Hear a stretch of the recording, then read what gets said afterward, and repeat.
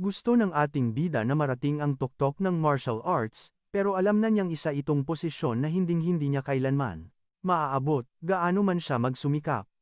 Gayunpaman, desperado siyang makamit ang kanyang mithiin.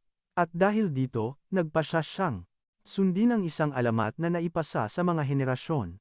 Tila, mayroong isang gintong prutas na matatagpuan sa loob ng isang santuwaryo na binabantayan ng isang dragon. Ito ay isang prutas na sinasabing nagbibigay ng immortalidad. At pagkatapos ng isang mahirap at mahabang pakikipaglaban sa dragon, narating ng ating bida ang gintong prutas. Nagulat siya nang makita na ang prutas ay totoong umiiral at umupo siya sa bangkay ng dragon na parang isang tunay na mananakop bago niya kinain ang prutas. Siya ay kumpiyansa na sa pagkain ng prutas ay mararating niya ang tuktok ng martial arts. Ang pangalan ng ating bida ay Gilfus Eldrian at kinilala siya bilang pinakamalakas sa buong mundo. Makalipas ang mga dekada, tumanda na si Gilfus at nasa kanyang huling sandali. Napapaligiran siya ng kanyang mga kapamilya at nakaupo sa tabi niya ang panganay niyang anak na si Gileyam. Napansin ni Gilfus na mukhang malungkot ang kanyang anak at sinabihan niya itong maging matatag, dahil oras na niya. Malungkot si Gileyam dahil malapit na niyang mawala ang kanyang ama, katulad ng pagkawala ng kanyang ina. Habang siya ay malapit ng pumanaw, naisip ni Gilfus ang tungkol sa immortalidad na prutas at napagtanto na isa lang itong malaking kalokohan. Gayunpaman, nakahanap siya ng aliw sa katotohanang biniyayaan siya ng asawa at mga anak. Sinabi niya sa kanyang mga anak na naging maganda ang kanyang buhay at wala siyang pinagsisisihan. Bagamat sa loob-loob niya, isa itong napakalaking kasinungalingan. Ang totoo, pinagsisisihan ni Gilfus na hindi siya nagkaroon ng mas maraming oras para maabot ang tuktok ng martial arts. Ilang sandali ang lumipas. Pumanaw na siya at bigla niyang iminulat muli ang kanyang mga mata. Gulat na gulat siya at nagtaka kung bakit kakaiba ang itsura ng lahat. Naramdaman niyang magaan ang kanyang katawan at nang lumingon siya, napagtanto niyang mayroon siyang mga kamay ng sanggol. Dito niya napagtanto na isa siyang sanggol at nasa loob ng isang kuna. Hindi siya makapaniwala sa kanyang mga mata. Ngunit, sinubukan niyang pakalmahin ang sarili dahil isa siyang 10 star sa nakaraang buhay niya, na hinuha ni Gilfus na ang kanyang kalagayan ay hindi normal, at nagsimula siyang mag-isip kung sino ang may gawa nito sa kanya. Bigla, pumasok sa isip niya na ang sinasabing prutas ng immortalidad na kinain niya ay hindi talaga para sa immortalidad. Ang kapangyarihan ng prutas ay reincarnation, hindi immortalidad, tulad ng hinala niya noon. Napangiti siya dahil itinuring niya itong mas magandang kapalaran. Dahil dito, naniniwala siyang sa wakas ay maaabot na niya ang tuktok ng martial arts. Napansin niyang may iba pang mga sanggol sa paligid niya at dahil nasa hiwalay siyang gusali, na hinuha niyang malamang ay isinilang siyang muli sa pamilyang Elragon. Gayunpaman, nagsimula siyang magtaka kung bakit napakaraming sanggol sa kwarto, sakto namang pumasok ang mga katulong na may dalang mga bote.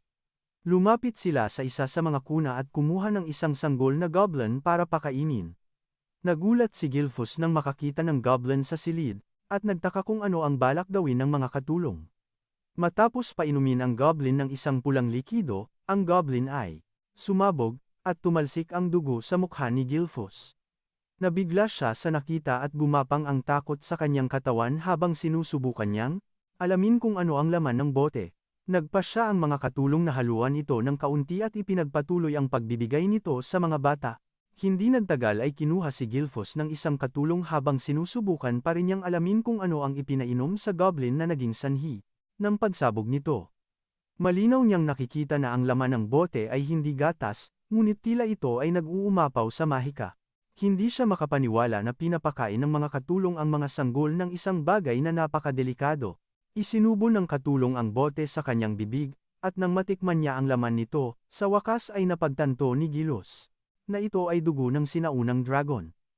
Hindi siya makapaniwala kung gaano sila kabaliw para painumin ng dugo ng dragon ang mga sanggol. Naintindihan na niya kung bakit sinabi nilang lalabnawin nila ito. Nagpasya siyang idura ito, pero naalala niya na nakalunok na siya ng kaunti. Gayunpaman, naisip niyang hindi siya mamamatay sa kaunting dami lang. Napansin niya na idinudura rin ng ibang mga sanggol ang likido at nagpasya siyang ito ang pinakamabuting gawin bago siya sumabog. pero bigla niyang naisip na baka nagkakamali siya sa pagdura nito. Napagtanto niya na kung masisipsip niya ang lahat ng mahika, baka malampasan pa niya ang dati niyang sarili at maabot ang tuktok ng martial arts. Wala siyang ideya kung ano ang nangyayari, pero nagpasya siyang gamitin ang sitwasyon sa abot ng kanyang makakaya. Ininom niya ang lahat ng laman ng bote na may determinadong mukha para ipakita sa lahat kung bakit hindi sila dapat bumangga sa kanya. Maging ang katulong ay nagulat nang makitang masayang iniinom ni Gilfos ang dugo ng dragon na ipinapainom sa kanya. Natuwa rin ang katulong na pabor sa kanila ang mga pangyayari. Pagkatapos niyang ubusin ang buong bote, inilagay siya pabalik sa kanyang kuna at napansin niyang nakaligtas din ang ibang mga sanggol sa pagsubok. Tulad ng isang normal na sanggol, nagsimula siyang antukin dahil sa masarap na pagkain. Pagkalipas ng 7 taon, makikita si Gilfos na nagsasanay ng kanyang lakas sa pamamagitan ng pagpapatong ng malaking bato sa kanyang mga paa habang nag-iisang kamay na nagpupush up, umabot siya sa 1,000 push-up bago itulak ang bato. Papalayo, tinitigan niya ang kanyang matipunong katawan at inamin niyang gustong-gusto niya ito. Sa ngayon, si Gilfos ay pinangalan ng Zeke Eldrian. Iniuugnay ni Zeke ang lahat ng lakas niya sa kalidad ng dugo ng dragon na kanyang ininom. Ang dugo ng dragon ay tila nagtataglay ng napakalaking kapangyarihan, at kahit ang mga sanggol na nakainom lang ng kaunti ay nagkaroon ng mga katawan na mas malakas kaysa sa mga ordinaryong tao. Salamat sa tunay na kapangyarihan ng banal na dragon na dati na niyang nahigop sa kanyang nakaraang buhay, nagawa ni Zeke na sipsipin ang bawat patak ng kakaibang kapangyarihan ng sinaunang dragon. Dahil dito, dumaan siya sa isang pagbabago na kahit siya ay ikinagulat. Gayunpaman, napansin ni Zeke na isa pa rin siyang isang bituin mandirigma, na ikinadismaya niya dahil dapat ay nasa 4 na bituin na siya. Sa madaling salita, ang isang bituin ay ang tunay na pinagmumulan ng kapangyarihan na siniksik hanggang sa sukdulan. Iisipin mo ang iyong katawan bilang isang universo at hahayaan ang mga bituin na gumalaw. Sa loob nito, lumalabas na tumataas ang hirap sa bawat bituin dahil kung mas maraming bituin, mas malaki ang lakas. At si Zeke sa dati niyang buhay ay nagawang umabot sa ranggo ng 10 bituin, na ginawa siyang kaisa-isang tao sa mundo na nakagawa nito. 7 taon ang lumipas mula nang isilang si Zeke bilang anak ng kasalukuyang pinuno ng pamilyang Elragon, pero siya ay isang anak sa labas.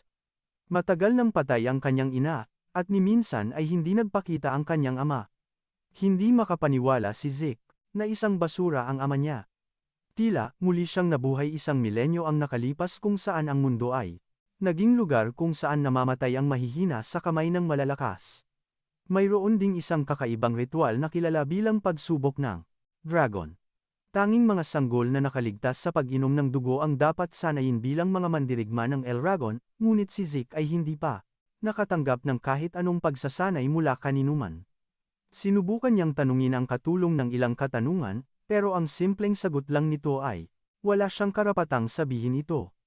Naglabas ng sama ng loob si Zeke sa katulong, ipinaalala na ang mga nakapasa sa pagsubok ay dapat makakuha ng pagsasanay sa pakikipaglaban, pero puro katulong lang ang nakapaligid sa kanya at walang kahit isang tagapagturo man lang.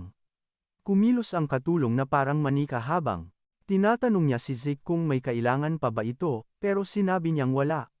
Sa totoo lang, kaya naman ni Zeke ang sarili niya dahil sa kasalukuyan, nakatuon siya sa pagpapalakas ng katawan kaysa sa pagsasanay sa pakikipaglaban. Pagkatapos ay tinanong ni Zeke ang katulong kung pwede siyang bigyan nito ng impormasyon tungkol sa ibang mga bata sa pangunahing pamilya, pero pareho lang ang sagot ng katulong na wala siyang karapatang sabihin. Sinubukan ni Zeke na paikutin ang usapan para makakuha ng sagot, pero nanindigan ang katulong sa kanyang sagot. Si Zeke ay nainis habang iniisip kung iyon lang ba ang kayang sabihin ng katulong. Pagkatapos ay tinanong ni Zeke ang katulong kung nandito ba siya sa bahay para pagmalupitan. Pero itinanggi ito ng katulong, sinabing inutusan sila na asikasuhin ang kanyang mga personal na pangangailangan. Napansin ni Zeke na ang katulong ay isang mandirigmang may 3 bituin at para sa pagsasanay sa pakikipaglaban ay matutulungan siya nito. Dahil hindi nakakatulong ang katulong, nagpasya si Zeke na oras na para pumunta siya sa gubat. Hindi siya makapaniwala na nakatira siyang kasama ng isang katulong sa loob ng 3 taon at wala silang tunay na koneksyon. Umasa si Zeke ng sagot pero wala siyang nakuha mula sa katulong na tila ngayon ay, hindi na siya pinapansin. Pumasok si Zeke sa gubat at kumain ng maraming makamandang damo na halatang napakasama ng lasa. Gayunpaman, wala siyang pakialam dahil itinuturing niya itong bahagi ng kanyang pagsasanay. Bigla, napansin niya na mayroong isang bahagyang bakas na sumusunod sa kanya. Nagtaka siya kung bakit may sumusunod sa kanya at hindi nagpapakita para magsabi ng kahit ano. Binaliwala niya kung sino man. Iyon at nag-focus sa kung ano ang paparating sa harap niya. Bigla, napansin niya ang isang galit na baboy ramo sa harapan niya. Napagtanto niya na ang itim na hamog na nagmumula sa taong sumusunod sa kanya ay hindi umiral sa kanyang nakaraang buhay, kaya nagtaka siya kung ano ba talaga ito. Gayunpaman, nagpakita si Zeke sa baboy ramo, at gaya ng inaasahan, sumugod ito papunta kay Zeke. Ngumisi si Zeke nang mapagtanto niyang nakuha niya ang atensyon ng baboy ramo. Pumwesto si Zeke sa perpektong tindig para madaling maiwasan ang baboy ramo, at nang ang baboy ramo ay nasa bukas na lugar na, pinakawalan ni Zeke ang isang suntok sa tiyan nito. Nag-iwan ito ng isang nakakatakot na epekto na dumurog sa mga laman loob ng baboy ramo at napatay ito sa isang tama lang. Humanga si Zeke na isang magaang tapik lang mula sa kanya, na isang may isang bituin, ay nagawang patumbahin ang baboy ramo. Kaya napagtanto ni Zeke na ang kalidad ng bituin ang mahalaga, hindi ang dami. Kinuha ni Zeke ang baboy ramo at ipinatong sa kanyang balikat habang pabalik na siya sa bahay. Sinabi ni Zeke kung gaano na siya kapagod sa pananatiling mag-isa at iniisip niyang maglakbay. Gayunpaman, napagtanto niya na ang dagat lang ang tanging lugar na maaari niyang puntahan, kahit saan pa man niya gustuhin. Samantala, ang kakaibang lalaki na sumusunod kay Zeke ay nagulat na nagawa niyang patumbahin ang isang baboy ramo sa isang suntok lang nang hindi man lang nakakatanggap ng kahit katiting na pagsasanay sa pakikipaglaban. Bukod pa rito, hindi siya makapaniwala na napansin talaga ni Zeke na nagtatago siya. Sa madaling salita, napagtanto niya na si Zeke ay hindi isang normal na bata, dahil bata pa namatay ang kanyang ina at walang interes ang kanyang ama sa kanya. Napagtanto niya na walang paraan para makatanggap si Zeke ng tamang edukasyon. Gayunpaman, hindi siya pinapayagang tumakas dahil anak siya ng pinuno ng pamilya, at dahil dito, siya ay naging minamanmanan. Napagtanto ng kakaibang lalaki na nagiging mas interesante ang mga bagay-bagay sa bawat pagkakataon. Umuwi si Zeke at napansin niyang may mga bisita sa bahay. Nadarama niya ang lakas ng mga bisitang ito at nagtataka siya kung ano ang gusto nila sa kanya. Naglakad siya papunta sa pinto para makinig sa usapan nila at base sa kanyang nararamdaman, wala siyang naramdamang masamang intensyon mula sa kanila. Sa wakas ay binuksan na niya ang pinto at nakita ang ilang lalaki sa loob at tinanong niya sila kung bakit sila naparito. Napansin niya na ang mga lalaki ay may emblemang Elragon sa kanilang mga damit. Dahil dito ay lalo siyang naging mausisa at nagtaka kung ano ang gusto ng mga lalaki sa kanya. Sakto namang sinabi sa kanya ng mga lalaki na naparito sila para kunin siya dahil kailangan niyang sumailalim sa isang pagsusulit. Halos masiraan ng bait si Zeke nang marinig niya ito, dahil walang nagsabi sa kanya tungkol sa kahit anong lintik na pagsusulit. Hindi nagtagal, dinala si Zeke sa pangunahing bahay. Hindi niya kailanman inasahan na babalik siya pagkatapos ng 1,000 taon mula nang umalis siya roon. Binihisan si Zeke ng isang uniforme ng paaralan ng mga lalaking pumunta sa bahay. Lumalabas na dinala siya sa pangunahing bahay hindi para sa luho kundi para pumasok sa akademya na kilala bilang Dragon's Nest. Ito ay isang akademya na itinatag ng pamilyang Elragon at lahat ng ipinanganak sa pamilya ay naglalayong makapasok sa akademya. Tila, lahat sila ay tumatanggap ng edukasyon. Pagsapit nila ng 7 taong gulang at ngayon ang araw ng entrance examination. Ngunit si Zeke ay hindi nakatanggap ng anumang edukasyon sa unang pagkakataon. Gayunpaman, walang pagpipilian si Zeke kundi kunin ang pagsusulit dahil ito ay sa pilitan, kaya naman siya dinala. Mula pa sa tinitirhan niya sa kakahuyan. Naiinis si Zeke sa lahat ng nangyayari at ito ang naging dahilan para yumuko siya ang kanyang ulo sa sobrang inis. Habang nilalampasan siya ng ibang mga estudyante, isa sa kanila na may asul na buhok, si Langus, ay lumapit sa kanya. Si Langus ay mula sa Old Scale Village at tinanong niya si Zeke kung ayos lang ba siya o kung mayroon siyang problema. Humarap si Zeke para tingnan siya at pabalang siyang tinanong kung ano ang gusto niya. Mukhang mahiyain si Langus. Natao dahil sinabi niya kay Zeke na sinusubukan lang niyang tumulong dahil mukha siyang may problema. Nagulat si Zeke sa paglapit. Nadarama niyang mahiyain ito, ngunit napansin niyang may kapangyarihang dumadaloy sa kanya. Si Zeke ay tumayo at humingi ng paumanhin sa pagiging bastos. Pagkatapos ay ipinakilala niya ang kanyang sarili at sinabi niya kay Langus na siya ay nalilito lamang sa kung ano ang pinaplano ng mga pinuno ng pamilya na ipagawa sa kanila. Sumagot naman si Langus na ang nilalaman ng pagsusulit ay hindi nagbabago taon-taon. Gayunpaman, nilinaw ni Zeke ang sitwasyon. Sinabi niya kay Langus na sa totoo lang ay hindi niya alam kung ano ang pagsusulit. Na iyon. Nagulat si Langus nang mapagtanto niya na ang lalaking nasa harap niya ay talagang walang kaalam-alam sa kung ano ang kanyang sinasabi. Nagtaka si Langus kung magiging ayos lang ba si Zeke dahil wala siyang ideya kung ano ang haharapin niya sa pagsusulit. Kaya nagpasya si Langus na mag-abala para magpaliwanag kay Zeke. Nang magsisimula na siyang magpaliwanag, isang grupo ng mga bully ang lumitaw mula sa likuran. Tinawag si Langus na bansot. Kahit si Zeke ay nagulat na marinig na may tumawag kay Langus na bansot. Ang bully na grupo ay pinamumunuan pala ng isang lalaking nagngangalang Retin at mula rin siya sa Old Scale Village. Pinagtawanan ni Retin si Langus, tinanong siya kung bakit ang isang bansot na tulad niya ay pupunta para sa pagsusulit kung pwede naman siyang umuwi na lang at maglaro. Hindi pa rin naintindihan ni Langus ang pang-asar kaya sumagot siya na naparito siya para sa pagsusulit. Ngunit ito lang ang naging dahilan para sigawan siya ni Retin. Sinabi ni Retin kay Langis na isa siyang basura at imposibleng makapasok sa akademya ang isang tulad niya.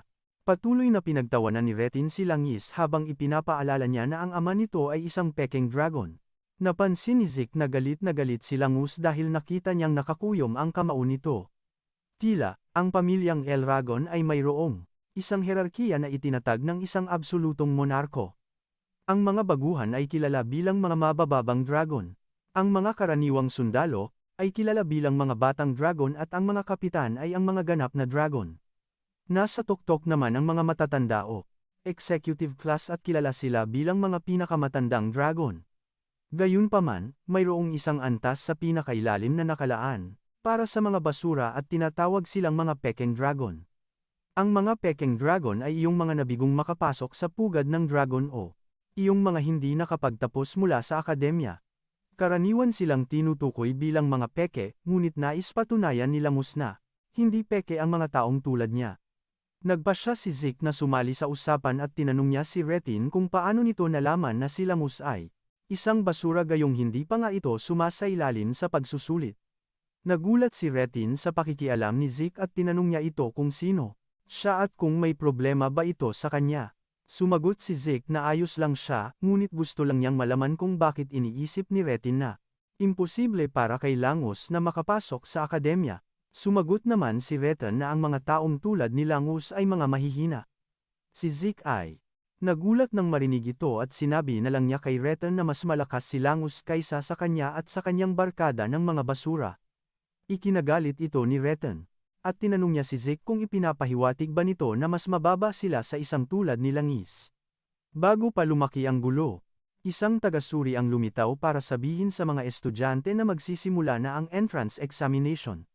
Sinabi niya sa mga aplikante na kailangan nilang pumili ng number tag pagkatapos magrehistro. Tinitigan ni Retin si Zeke ng may matinding pandidiri, at nangakong tatandaan niya ang mukha nito.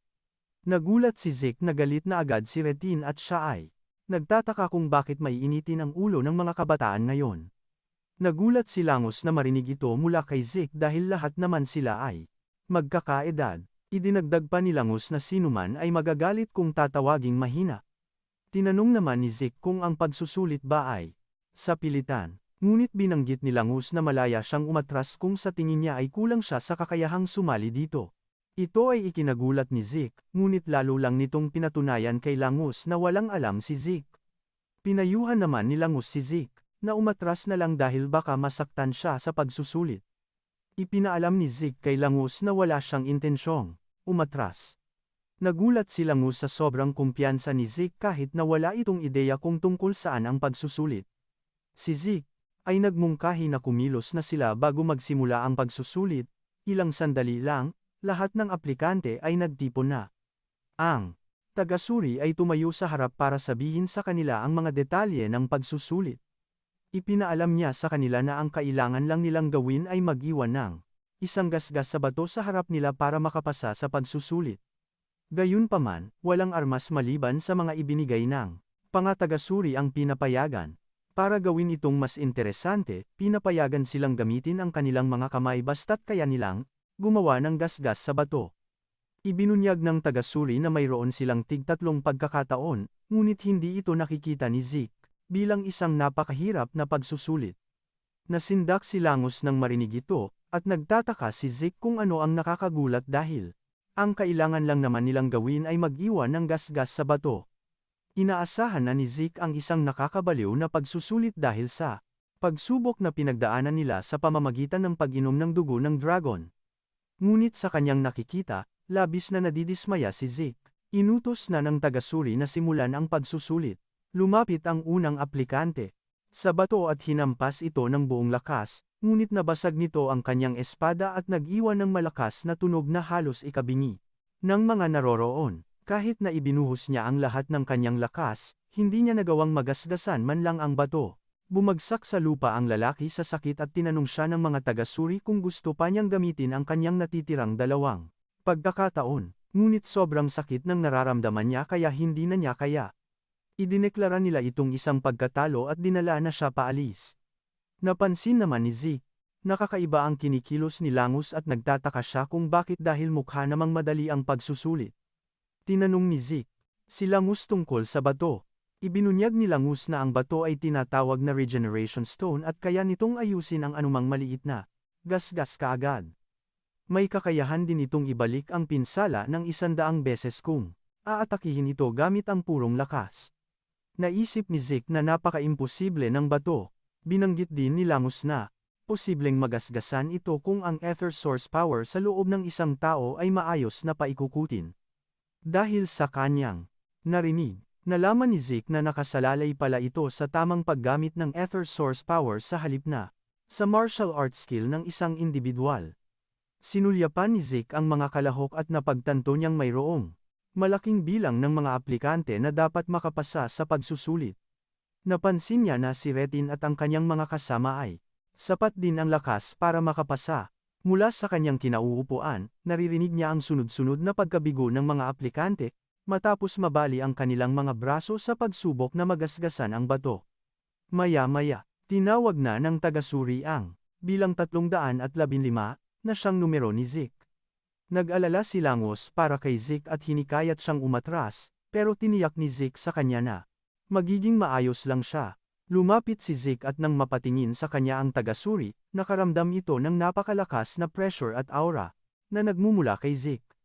Tinanong si Zeke kung anong armas ang pipiliin niya at sumagot si Zeke na hindi na kailangan dahil balak niyang gamitin ang kanyang mga kamay.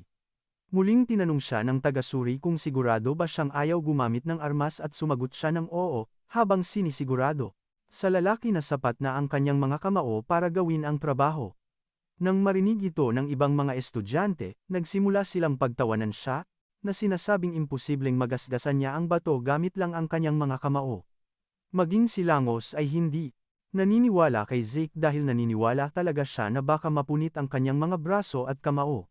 Sinimulang sisihin ni Langus ang kanyang sarili, na sinasabing dapat ay sinubukan niyang pigilan si Zeke sa pagsali sa pagsusulit. Dahil si Zeke ay buo na ang desisyon sa gusto niya, sinabihan siya ng tagasuri na magpatuloy.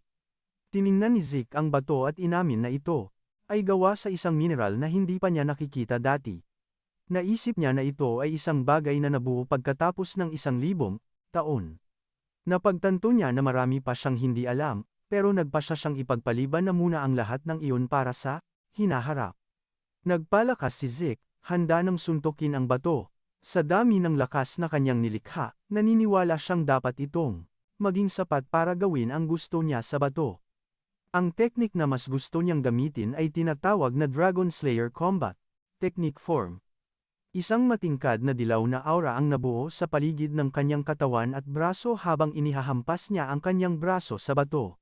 Binasag nito ang ibabaw ng bato sa pagtama, na nag-iwan ng malakas na ingay at ulap ng alikabok. Nagulat ang lahat, pero habang nakapikit ang lahat, nanatiling dilat ang mga mata ng examiner, na parang wala lang sa kanya. Napabuntong hininga si Zeke ng ginhawa, pero napansin niya na ang teknik ay medyo advanced para sa kanyang edad. Tiningnan niya ang kanyang braso at nakitang ito ay nagdurugo at punit din ang kanyang uniforme. Sa halip na purihin ang sarili sa pagbasag ng bato, napagtanto ni Zeke na ang kanyang pagsasanay ay hindi sapat. Nagtataka naman ang ibang mga estudyante kung paano niya iyon nagawa.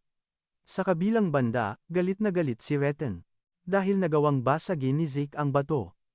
Halos malaglag naman ang panga ni Langus dahil si Zeke ang huling taong inaasahan niyang papasa sa exam. Kahit ang examiner ay itinuturing na imposible ang kanyang nasaksihan dahil tanging isang tao lamang, na may ranggong 4 na bituin o mas mataas pa ang dapat na makabasag ng Regeneration Stone. Dahil si Zeke ay isang anak sa labas. Iniisip ng examiner kung namana niya kahit papaano ang kapangyarihan ng kanilang pamilya, nalaman din ng examiner, na nakita na niya sa ibang lugar ang ginamit na teknik ni Zeke. Pagkatapos ay lumapit si Zeke sa examiner at tinanong kung kumusta ang naging resulta niya sa pagsusulit. Sinabi sa kanya ng examiner na nakapasa siya at binigyan siya ng isang bote na may lamang berdeng likido. Tinanong ni Zeke ang junior examiner tungkol sa laman ng bote, pero tinitigan lang siya ng masama ng lalaki, na may puot, at sinabihang umalis na. Inakala na lang ni Zeke na gantimpala ang bote sa pagpasa niya sa test. Si Zeke ay bumalik sa kanyang bagong kaibigan, at pinuri siya ni Langus sa kung gaano siya kagaling. Tinanong naman ni Zeke si Langus tungkol sa bote, at sinabi nitong isa itong healing potion. Nagtaka si Zeke nang marinig ito, at binanggit ni Langus na ito ay isang normal grade na healing potion. Tiningnan itong muli ni Zeke at napagtantong hindi naman mukhang lason. Nagsimula siyang mag-isip kung ang sinasabing healing potion ay isa palang elixir. Sa pagkakaalam, ang isang elixir ay isang potion na gawa sa mga napakabihirang materyales, at hinahaluan ng mga halamang gamot na sa mga lihim na lugar lang tumutubo. Bukod dito, idinadagdag din ang mga purong elixir core mula sa mga divine at phantom beast. Ang pag-inom ng elixir ay karaniwang nagpapagaling ng mga luma at bagong sugat kaagad habang pinapalakas din ang ether ng isang tao. Gayunpaman, napakahirap gumawa ng elixir dahil ang mga sangkap nito ay napakahirap hanapin. Ito ang dahilan kung bakit bihira itong lumabas sa merkado. Pagkatapos ay ininom ni Zeke ang healing potion, at gaya ng inaasahan, gumaling ang kanyang sugatang braso. Namangha si Zeke at napagtantong ang healing potion ay talaga palang isang elixir. Sinabi naman ni Langus na wala siyang ideya kung ano ang elixir, pero ang mga healing potion ng Elregan ay mas magaling kaysa sa mga nabibili sa tindahan. Itinuturing ito ni Langus na normal na bagay lang habang si Zeke ay sobrang namangha dahil lahat ng kanyang sugat ay agad na gumaling. Gayunpaman, napansin niya na walang paglakas ng ether tulad ng kapag umiinom siya ng isang elixir. Sinabihan naman ni Langus si Zeke na kahanga-hanga siya, pero hindi naniniwala si Zeke dito. Tiningnan ni Zeke ang bote at napagtanto na ito na pala ang pinakamataas na kayang likhain ng kaalaman ng tao sa loob ng mahigit 1 milenyo. Pagkatapos ay pinaalalahanan ni Langus si Zeke na medyo malakas siya, at sumagot si Zeke na ang layunin niya ay maging ang pinakamalakas, kaya hindi siya nagulat. Hindi nagtagal, humarap na si Reten at ang kanyang mga alipores para sa kanilang test at silang lahat ay nakapasa. Hindi nagulat si Zeke dito dahil alam na niyang papasa talaga sila. Sa wakas, tinawag na ang aplikante bilang 414, at si Langus pala ito. Habang pababa siya ng hagdan, napansin ni Zeke na kinakabahan si Langus at hinimok niya itong kapitan ang sarili, sinisigurado sa kanya na magiging maayos lang siya. Bigla namang lumingon si Langus at sinabihan si Zeke na tigilan na ang pagtataas ng expectation sa kanya. Pagdating ni Langus sa lugar ng pagsusulit, pumulot siya ng isang espada, na ipinagtaka naman ni Zeke kung ano ang talagang ginagawa ng lalaki. Huminga ng malalim si Langus at itinira ang kanyang espada sa bato. Gayunpaman, nabigo siyang mag-iwan ng kahit isang galos, at natumba pa siya sa proseso. Gaya ng dati, ipinaalam sa kanya ng tagasuri na mayroon pa siyang 2 pang pagkakataon. Muling tumayo si Langus para sumubok, pero pareho pa rin ang resulta. Bumagsak siya sa lupa. na umiiyak, iniisip kung babagsak na ba siya, tulad ng sinabi ng mga nambubuli sa kanya. Gaya ng inaasahan, si Retin at ang kanyang mga kasama ay pinagtatawanan na siya, sinasabing ang anak ng half-dragon ay mananatiling half-dragon. Hinimok nila siyang sumuko na habang ipinapaalala kay Zeke na sinabi niya kanina na ang isang kasinghina ni Langus ay mas malakas pa sa kanila. Ang tagasuri naman ay sinabihan si Langus na mayroon na lang siyang isa pang subok. Tinanong siya kung gusto pa niyang sumubok ulit, at si Langus ay nagsimulang mautal habang nilalamon ng kadiliman. At bigla, lumitaw ang boses ni Zeke mula sa dilim, na nagtatanong sa kanya kung ano ang kanyang ginagawa. Lumingon si Langus na litong-lito at iminungkahi ni Zeke na gumamit siya ng sibat sa halip na espada. Si Langus ay nalilito pa rin dito at sinabi ni Zeke na seryoso siya. Pinagalitan ni Zeke si Langus sa paggamit ng armas na hindi bagay sa kanya. Tiniyak ni Zeke sa kanya na kahit ilang beses pa niyang subukan, hinding-hindi niya magagawang magasgasan man lang ang bato gamit ang isang espada. Muling pinagtawanan ni Ret at ng kanyang mga kaibigan si Zeke. Sinasabing tinuruan si Langus gumamit ng espada mula pa noong bata siya. Kailanman ay hindi siya nag-aral gumamit ng sibat. Kasabay nito, naniniwala sila na mananatiling kaawa-awa si Langus kahit pa magpalit pa siya ng sandata. Tinanong naman ni Zeke ang tagasuri kung pwede bang magpalit ng armas sa gitna ng pagsusulit. Siniguro ng tagasuri kay Zeke na walang problema sa paggawa nito. Ngumiti si Zeke kay Langus, at sinabing malaya na siyang sige at gumamit ng isang sibat. Tila isang motivational speaker si Zeke nang tanungin niya si Langus kung handa na ba itong umalis bilang isang talunan, pero sumagot ng hindi si Langus. Muli siyang tumayo sa kanyang mga paa habang sinasabi kay Zeke na tatanggapin niya ang mungkahi nito at susubukang gumamit ng isang sibat. Lumalabas na ang ama ni Langus ay hindi pinayagang makapasok sa pugad ng dragon, at palagi siyang tampulan ng panunuya. Sa kabila ng lahat ng ito, hindi siya sumuko, at siniguro pa rin niyang mapalaki ng maayos ang kanyang anak. Dahil sa lahat ng ginawa ng kanyang ama para sa kanya, handa si Langus na patunayan na hindi siya huwad. Naalala niya ang sinabi ni Zeke na siya ay palaging makakakuha ng parehong resulta kahit ilang beses pa siyang gumamit ng espada. Hindi pa niya matagal nakilala si Zeke pero pinipili niyang maniwala dito. Gayunpaman, hindi niya alam kung paano niya dapat gamitin ang sibat, at sinabi lang ni Zeke sa kanya na itusok ito ng diretsyo. Sinabihan niya itong huwag nang masyadong isipin at gawin na lang. Alam ni Langus na imposible para sa isang baguhang gumamit ng sibat na tamaan at masira ang regeneration stone, pero hinding-hindi niya malalaman kung hindi niya ito susubukan. Kahit na ngayon lang niya nakilala si Zeke, pinipili niyang magtiwala sa kanya. Dahil naniniwala si Zeke sa kanya, gusto niya ring gawin ang pareho. Pumustura si Langus at napansin niya na ang ether source energy na dumadaloy sa kanyang katawan ay talagang iba kaysa noong hawak niya ang espada. Sumugod si Langus patungo sa bato at tinamaan ito, na nag-iwan ng isang malaking impact. Alon. Nagsimulang magtawanan si Retin at ang kanyang mga bully, sinasabing wala namang pinagkaiba kahit na nagpalit pa si Langus ng armas. Pero, nang tingnan nilang mabuti, napansin nilang nagawa pala ito ni Langus. Gulat na gulat sila nang makita ito. At, kahit ang examiner ay hindi makapaniwala na nabutas nga ni Langus ang bato gamit ang sibat. Ipinagmamalaki ni Zeke si Langus at pumalakpak siya para sa kanya. Hindi makapaniwala si Langus nang isulat ng examiner sa libro nito na nakapasa siya sa test. Napilitang magtanong ulit si Langus para makumpirma, pero niyakap siya ni Zeke mula sa likod, habang sinisigurado sa kanya na nagawa niya talaga iyon. May luha sa kanyang mga mata at puno ng saya, niyakap niya si Zeke. Si Retin at ang kanyang mga alipores ay ayaw maniwala na si Langus ay talagang nakapasa sa test, at para sa kanila ay sinuwerte lang ito. Pagkatapos ay sumigaw ng malakas ang examiner sa abot ng kanyang boses, sinasabi sa mga aplikante na tapos na ang exam at ang kasunod ay ang entrance ceremony. Nang marinig ito ni Zeke, nagulat siya. Hindi siya makapaniwala na ang paggasgas lang sa bato ang nag-iisang test na ipapagawa sa kanila. Sinabi naman ni Langus kay Zeke na baka mayroon pang ibang exam pagkapasok nila sa akademya. Tinanong ni Zeke si Langus kung ano ang gagawin nila ngayong nakapasa na sila, at si Langus ay nagsabing magpapakita ang mga pinuno ng pamilyang Eldragon para batiin ang mga nakapasa. Sakto namang may isang grupo ng mga lalaking may malalakas na aura ang lumitaw sa di kalayuan, papalapit sa mga estudyante. Kabilang sa kanila ay isang tipo na nakakuha ng atensyon ni Zeke, at tinanong niya si Langus kung sino yung lalaking madilim ang aura.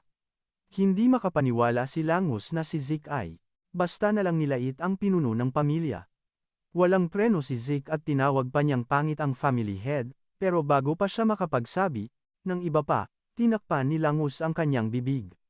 Nagmakaawa si Langus na patahimikin si Zeke at huwag nang mag-ingay, at kahit na mahirap, pumayag si Zeke na manahimik. Tinitigan ni Zeke ang mga lalaking itinuturing na puwersa ng Elragon. Siya ay humanga dahil may iilan sa kanilang mukhang malalakas, dahil karamihan sa kanila ay 6 na bituin. Gayunpaman, ang pinuno ng pamilya, si Balsa Eldra, ay isang 8 bituin mandirigma, kaya naman hindi siya biro. Noong panahon niya, iilan lang ang 8 bituin sa buong mundo, at iniisip ni Zeke kung ilan na lang kaya ang natitira ngayon. Sinabi ni Zeke kay Langus ang nararamdaman niya. Ipinaalam niya na ayaw niya kay Balsa. Wala siyang pakialam kung tatay niya man ito o hindi. Sakto namang si Balsa ay humakbang pasulong na may napakalakas na aura para harapin ang mga estudyante. Iilan lang ang binitawan niyang salita, at ito ay ang sabihin sa kanila na maging laman at dugo ng Elragon. Subalit, ang mga salitang ito ay may bigat na nakakawasak kasama ng kanyang aura. Kaya lahat ng estudyante maliban kay Zeke ay nagsimulang manginig. Maging si Langus ay nagreklamo sa hirap ng paghinga. Pero walang anumang naramdaman si Zeke mula sa presensya ni Balsa. Ang tanging nararamdaman niya para dito ay purong puot, kahit na hindi niya alam kung bakit. Pagkatapos niyang kausapin ang mga estudyante, tumalikod si Balsa para umalis. Isang elder naman ang sumunod. Sinasabi sa mga estudyante na malaki ang inaasahan sa kanila ng pinuno ng pamilya. Ang taong ito ay nakuha rin ang atensyon ni Zeke, at nagsimula siyang mag-isip kung sino ang elder na blonde ang buhok. Napagtanto ni Zeke na ang pag-alis ni Balsa ay bahagyang nagpabawas ng tensyon sa mga estudyante, pero nanatili silang tahimik dahil sa epekto ng presensya ni Balsa. Pagkatapos ay humakbang ang examiner para sabihin na iaanunsyo na ang mga dorm assignment, si Zeke. Nagulat siya nang marinig ito dahil akala niya ay sa iisang lugar lang sila lahat pupunta. Kaya naman nagpasya si Langus na ipaliwanag sa kanya dahil wala siyang alam. Sinabi niya na may 4 na dorm ang akademya. Ang mga estudyante ay itatalaga sa isa sa 4 na dorm. Ito ay ang East, West, North, at South dorms. Maya-maya, narinig ni Zeke ang pangalan niya at tumayo siya para umalis. Siya ay nagsabi sa kanyang bagong kaibigan na mag-ingat at nagpalitan sila ng bati bago siya umalis. Naitakda si Zeke sa East Dorm ng akademya at nagulat siya nang makita kung gaano kalaki ang ipinagbago ng mga bagay sa loob ng mahigit 1,000 taon. Sinundan niya ang direksyon na nakasulat sa papel na hawak niya para mahanap ang daan papunta sa kanyang kwarto. Siya ay nag-aalala na baka magalit ang kanyang roommate dahil late na siyang dumating at nangyari ang lahat ng ito dahil naligaw siya. Sa wakas, ay nakarating siya sa pinto at buong pananabik niyang binuksan ito para ipaalam ang kanyang pagdating at batiin ang kanyang bagong roommate. Gayunpaman, nawala ang kanyang pananabik at tuwa nang makita niya kung sino ang kanyang roommate. Hindi makapaniwala si Zeke na ang kanyang roommate ay walang iba kundi si Langis. At nang makita niya ang binata, inisip na lang niya na mayroon siyang hindi maipaliwanag na koneksyon sa kanya. Ngumiti si Langus habang sumasang-ayon sa kanya at binanggit din na nalulungkot na siya. Si Zeke ay nagtanong kay Langus kung may plano ba para sa araw na iyon at sinabi niyang wala dahil magsisimula ang kanilang training session sa susunod na araw. Inutusan silang magpahinga. Walang kaalam-alam si Zeke dito dahil hindi siya nakikinig noong buong orientation session. Mukha pa siyang masaya habang inaamin ito, pero para kay Langus, hindi ito isang bagay na dapat niyang ipagmalaki. Minabuti na lang ni Langus na kalimutan ang pagsesermon at iminungkahi na matulog na sila, dahil magte-training sila kinabukasan. Sa totoo lang, balak talaga ni Zeke na takasan ang eskwelahan at magka-adventure na lang, pero naging interesado siya sa mga bagong bagay na nakita niya mula nang dumating siya sa eskwelahan. Nagpasya siyang manatili muna sa bahay ng kaunti kung makakatulong ito sa kanya na matuto patungkol sa mundo pagkatapos ng 1 milenyo. Makalipas ang 1 buwan, Ang mga bata ay sumasailalim sa masinsinang pagsasanay sa ilalim ng kanilang tutor. Tinuturuan sila kung paano ma-master ang Dragon's Breath, na ginawa ng ika-15 pinuno ng House Lagan. Sinabi sa kanila ng tutor na kailangan nilang ma-master ang teknik, para magamit nila ito sa anumang sitwasyon. Naglilibot ang tutor habang binabantayan ang mga bata. Napansin niya, na ang ilan sa kanila ay na-master na ito at isa sa kanila ay si Leika, ang anak na babae ng pinuno ng bahay. Tila, siya ay sapat ng magaling para maklasify bilang isang second star. Gayunpaman, mas interesado siya kay Zeke. Habang ang lahat ay nahihirapan, si Zeke ay may buhat-buhat na malaking bato sa kanyang ulo habang may hawak na 2 dumbbell na may maliliit na bato. Rin, nagsisimula ng mapagtanto ng tutor na minana ni Zeke ang kapangyarihan ng pinuno. Gayunpaman, nagtataka siya kung paano niya na-master ang lahat gayong wala naman siyang naging guro na nagturo sa kanya. Ang guro ay maaari lamang magtaka ngunit hindi makarating sa isang conclusion. Sa kabilang banda, iniisip ni Zeke kung paano ang breathing technique, ang Dragon King's Breath na siya mismo ang umimbento, ay nabago at naipasa bilang Dragon's Breath. Tila, ang mga breathing technique ay mga paraan para humigop ng ether mula sa hangin papasok sa katawan at ipaikot ito, na, sa huli ay nakakatulong para mapalakas ang ether.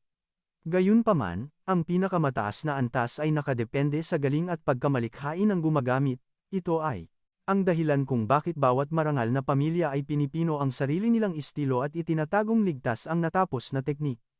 Inaamin ni Zeke na ang teknik ay ligtas at madaling matutunan, pero naniniwala siyang wala itong silbi kung magagamit niya lang ito kapag siya ay nakatayo lang.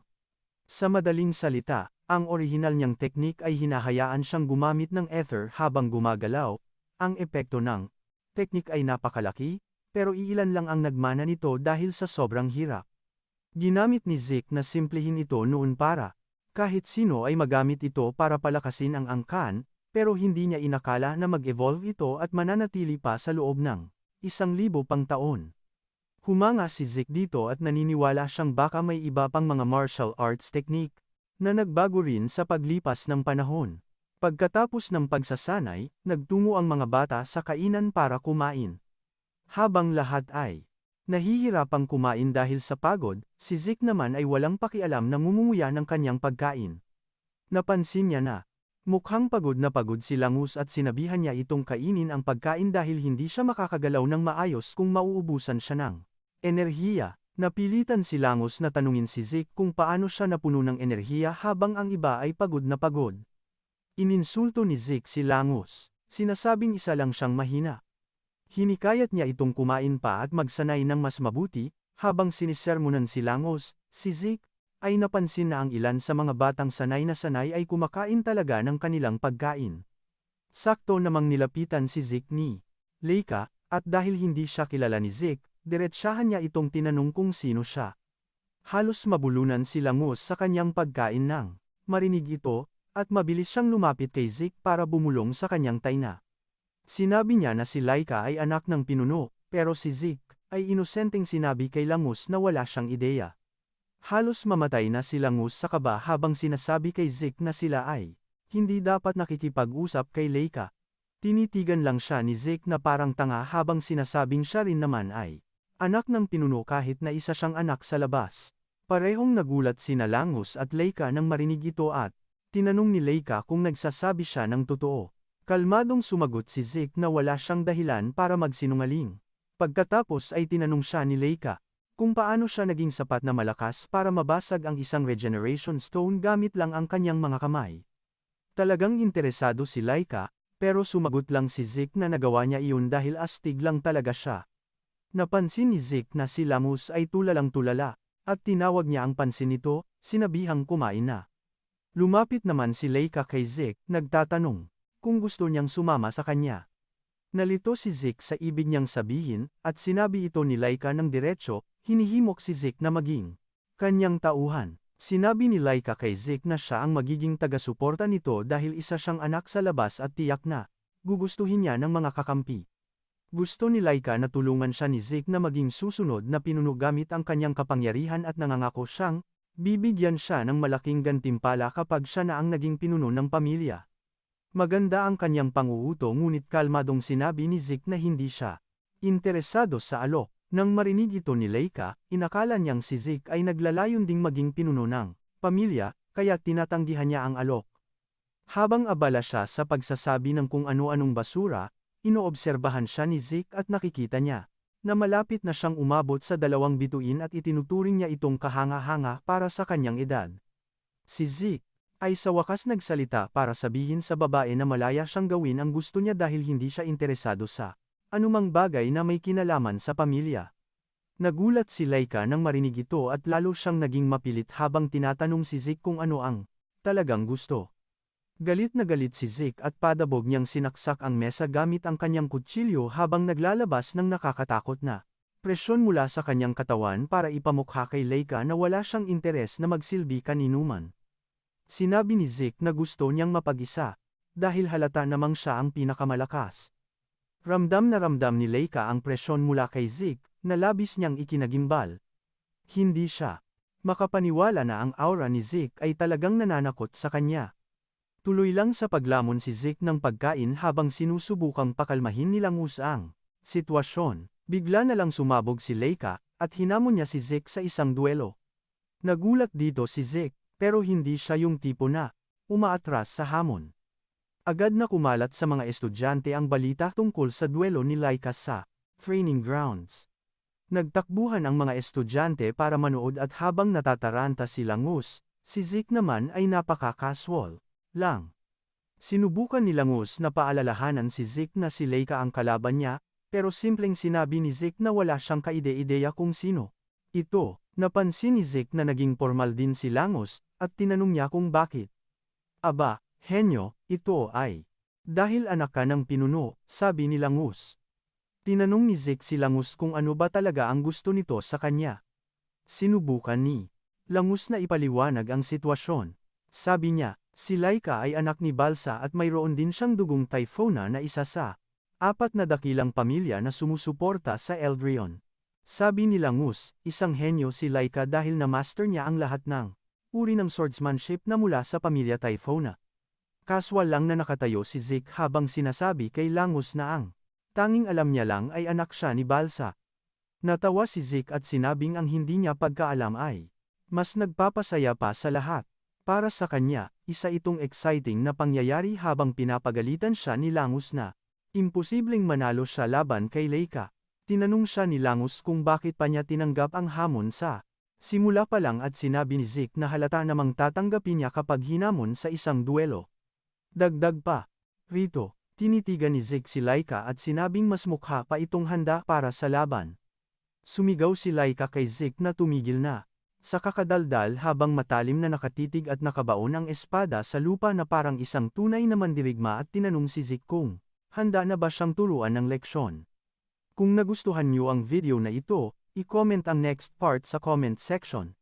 At saka, mag-subscribe sa channel, pindutin ang bell, at i-like ang video.